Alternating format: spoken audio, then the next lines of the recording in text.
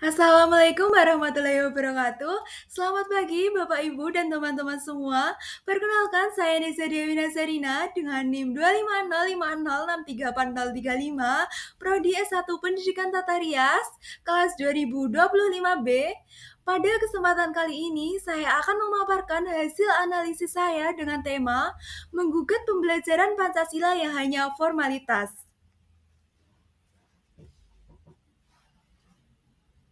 Kita semua tahu bahwa Pancasila adalah dasar negara sekaligus pedoman hidup bangsa Indonesia.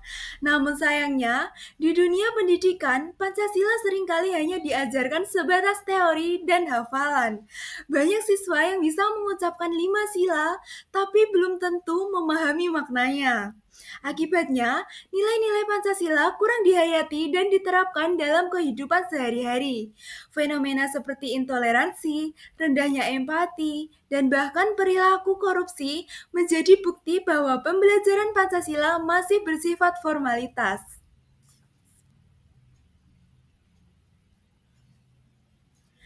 Dari pengamatan saya, ada beberapa permasalahan utama. Pertama, pembelajaran Pancasila masih berorientasi pada nilai akademik, bukan pada pembentukan karakter.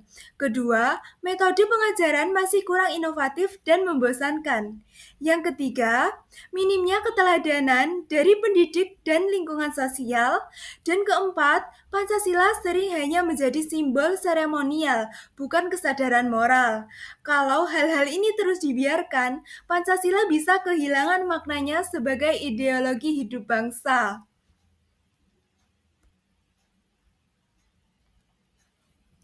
Nah, tujuan pembahasan ini adalah untuk mengkritisi pembelajaran Pancasila yang masih bersifat formalitas, sekaligus menawarkan gagasan agar pembelajaran Pancasila bisa lebih konstekstual, bermakna, dan relevan dengan kehidupan nyata. Harapannya, kita sebagai mahasiswa bisa menumbuhkan kesadaran bahwa Pancasila itu harus dihidupi, bukan sekedar dihafal.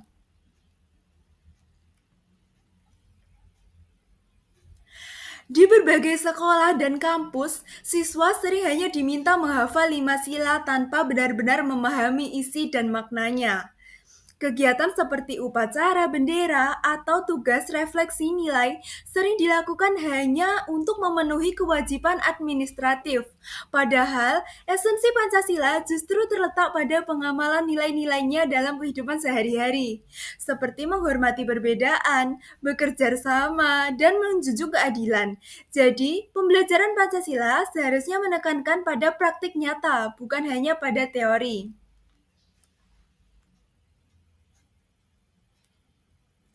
Nah, ketika pembelajaran Pancasila hanya bersifat formalitas, dampaknya sangat terasa. Kesadaran moral generasi muda menurun, muncul sikap individualistik dan apatis, dan rasa kebangsaan perlahan mulai pudar. Kalau ini terus dibiarkan, Pancasila hanya akan menjadi slogan tanpa makna, bukan panduan hidup bangsa.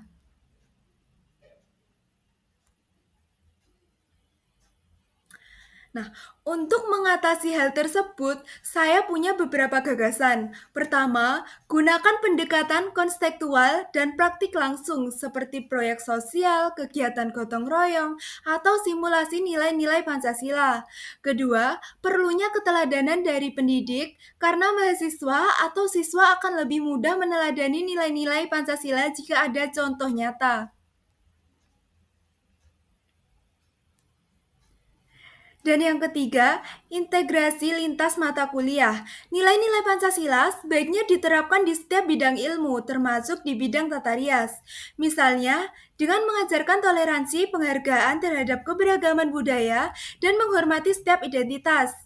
Dan keempat, manfaatkan media digital secara kreatif lewat kampanye di media sosial, poster, atau video edukatif yang mengangkat nilai-nilai Pancasila. Sebagai contoh, mahasiswa bisa membuat proyek sosial bertema Pancasila di kehidupan nyata. Misalnya, melakukan kegiatan sosial lintas jurusan atau mengadakan kampanye gotong royong. Dalam bidang tata rias, penerapan nilai Pancasila juga bisa dilakukan dengan menampilkan keberagaman budaya Indonesia, seperti busana dan riasan adat dari berbagai daerah.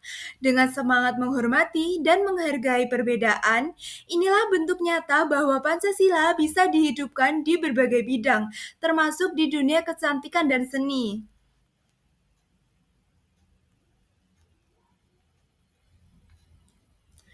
Ada satu kutipan yang saya suka yaitu, Pancasila bukan sekedar pembelajaran, tetapi napas kehidupan berbangsa. Kalau pembelajaran berhenti pada teori, maka nilai-nilainya tidak akan pernah hidup.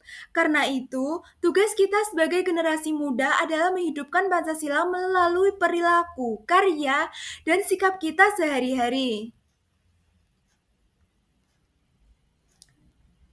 Nah, jadi pembelajaran Pancasila harus bergerak dari formalitas menuju aktualisasi. Diperlukan perubahan cara pandang, metode pembelajaran, dan keteladanan dari semua pihak. Dengan begitu, Pancasila tidak hanya dihafal, tetapi benar-benar dihayati sebagai identitas dan pedoman hidup bangsa.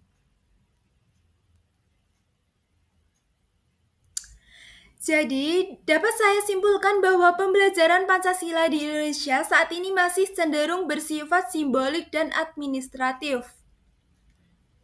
Nilai-nilai luhur yang terkandung di dalamnya belum sepenuhnya terinternalisasi dalam kehidupan peserta didik. Maka dari itu, kita perlu mengubah paradigma pendidikan dari sekedar transfer pengetahuan menjadi pembentukan karakter dan kesadaran moral. Dengan pendekatan yang lebih konstekstual, kreatif, dan disertai keteladanan nyata, pembelajaran Pancasila akan lebih hidup dan bermakna bagi peserta generasi muda. Sebagai penutup, sebagai penutup, saya ingin menegaskan bahwa Pancasila hanya tidak boleh berhenti pada doktrin yang dihafal di kelas. Nilai-nilainya harus dihidupkan dalam sikap, perilaku, dan karya nyata. Kita sebagai warga negara, sebagai mahasiswa, kita punya tanggung jawab moral untuk menegakkan nilai-nilai Pancasila di tengah derasnya arus globalisasi. Hanya dengan mengamalkan Pancasila secara nyata, kita bisa menjaga jati diri bangsa dan mewujudkan Indonesia yang beradab, berkeadilan, dan bermartabat. Terima kasih atas perhatian Bapak, Ibu, dan teman-teman semua. Wassalamualaikum warahmatullahi wabarakatuh.